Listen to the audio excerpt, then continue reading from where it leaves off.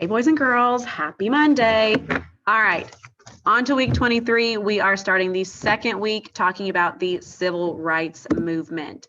This week, we're going to look at the modern civil rights movements to determine the social, political, and the economic impact that it had on Alabama.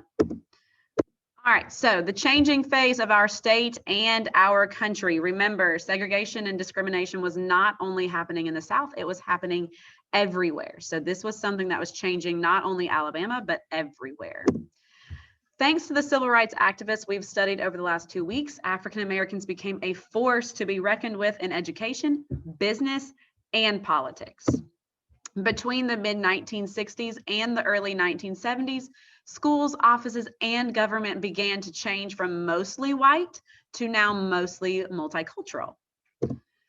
Edward Brooke of Massachusetts became the first African American to be elected to the U.S. Senate in more than 85 years. So things were definitely starting to move in the right direction across the country. That is a picture of Edward Brooke. Thurgood Marshall was sworn in as the first African American Supreme Court justice, and that is a picture of Thurgood Marshall. Many African Americans were also hired as police officers, firemen, and teachers during the 1960s, which is huge that they were hired as teachers because remember, we just had that whole thing where schools were just starting to get back to being both African Americans and whites. So the fact that there was now going to be African American teachers is huge. The Civil Rights Act of 1964. So because of the sacrifice, courage, and dedication of the civil rights workers of all races, Alabama became a better place to live. Their protests forced Congress to pass the Civil Rights Act of 1964, which made segregation illegal. All right, and this is a picture of all of them of Congress signing the Civil Rights Act of 1964. It guaranteed that an African American woman would never again have to give up her seat on the bus like Rosa Parks did.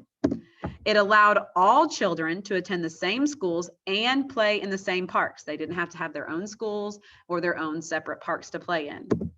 African Americans could enter a restaurant through a front door instead of the back door or the side door, and they didn't have to drink water from different water fountains just because of the color of their skin. The law also made it illegal for employers to refuse to hire someone just because of the color of their skin, because of their race. So things were definitely finally starting to look up in not only Alabama, but our country as well with the civil rights movement. All right, guys, that's it for today. Make sure that you are always checking your folders for any assignments that you might have, and I will see you tomorrow for day 2.